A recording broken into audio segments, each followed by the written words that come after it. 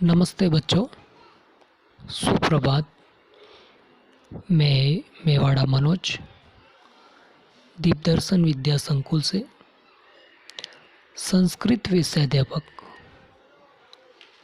आज हम पढ़ेंगे संस्कृत कक्षा 6 संकल्पम प्रवेशिका पाठ 5 अर्थात पंचमः पाठः संज्ञा प्रकरणम नपुंसकलिंग शब्दाः। तो हम पढ़ रहे हैं पाठ पंचमः पाठः संज्ञा प्रकरणम नपुंसकलिंग शब्दाः। यानी कि हमने पहले वाले वीडियो के दौरान हमने पढ़ा था कि हमारे विषय में, संस्कृत विषय में 3 लिंग होते हैं, पुल्लिंग, स्त्रीलिंग और नपुंसकलिंग। तो हम यहाँ पर पढ़ रहे हैं नपुंसकलिंग शब्द। हमने पहले वाले अध्याय में पुल्लिंग और स्त्रीलिंग शब्द एक वचन, द्विवचन और बहुवचन में पढ़ चुके हैं। और अब हम तीसरा लिंग अर्थात नपुंसकलिंग शब्द पढ़ रहे हैं और इन नपुंसकलिंग शब्द में भी एक वचन हम पूर्व के वीडियो में पढ़ चुके हैं और इस वीडियो के दौरान हम नपुंसकलिंग शब्द का द्विवचन रूप पढ़ेंगे। अब देखिए, नपुंसकलिंग शब्द को पहले समझना अति आवश्यक है। अतः हम सबसे पहले नपुंसकलिंग शब्द को समझेंगे। तो देखिए, यहाँ पर आपको स्क्रीन पर दिखाई दे रहा है, जिन शब्दों से न तो पुल्लिंग का बोध होता है और न ही स्त्रीलिंग का, अर्थात वह न ही तो पुल्लिंग है और न ही स्त्रीलिंग है। जब ऐसी परिस्थिति हमारे सामने आती है कि हमारे सामने जो शब्द हैं वह न ही पुल्लिंग के अंदर आता है और न ही स्त्रीलिंग के अंदर आता है, ऐसी स्थिति में वह शब्द नपुंसकलिंग के अंतर्गत आता है। अतः इसकी परिभाषा क्या होगी?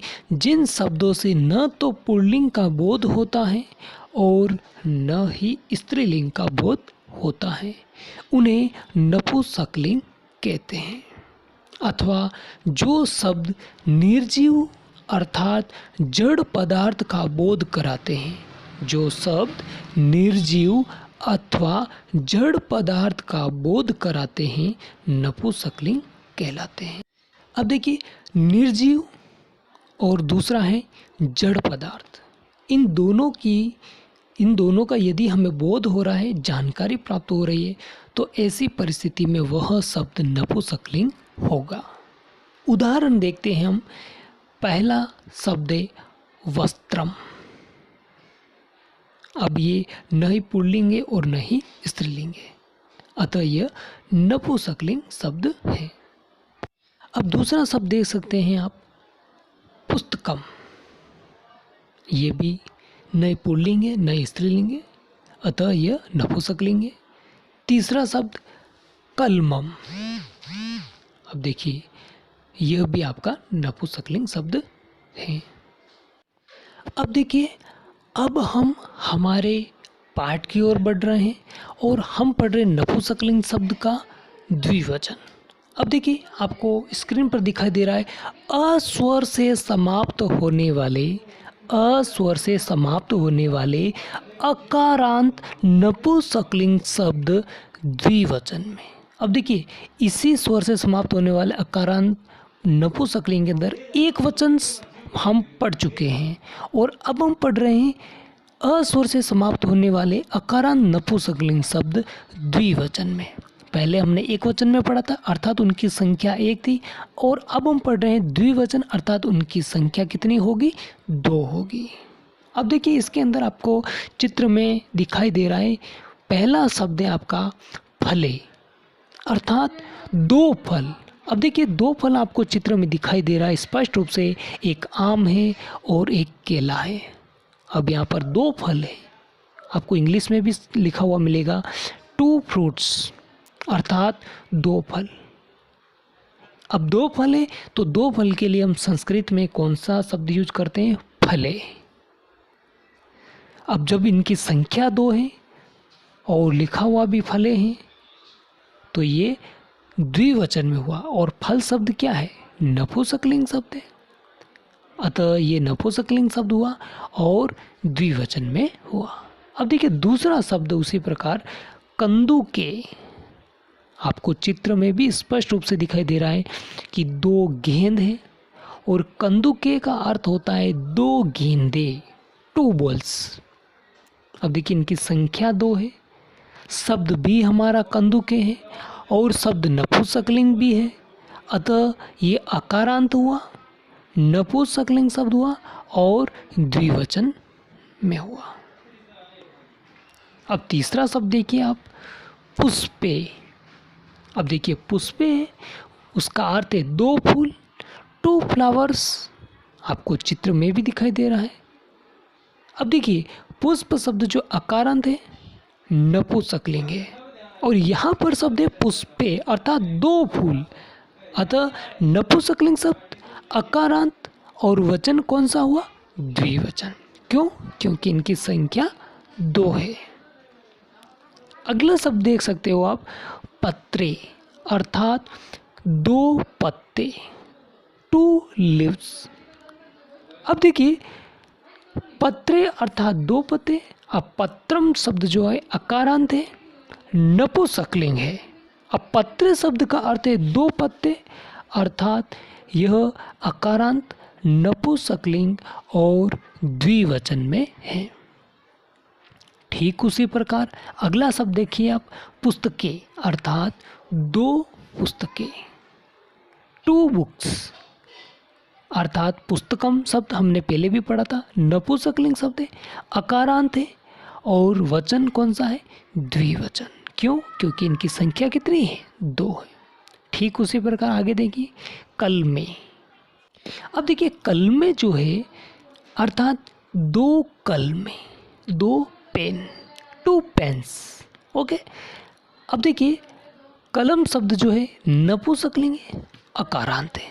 अब यहाँ पर कलमे अर्थात 2 कलमे, 2 पेन, तो द्विवचन हो गया, नपुंसकलिंग है और अकारांत शब्द है।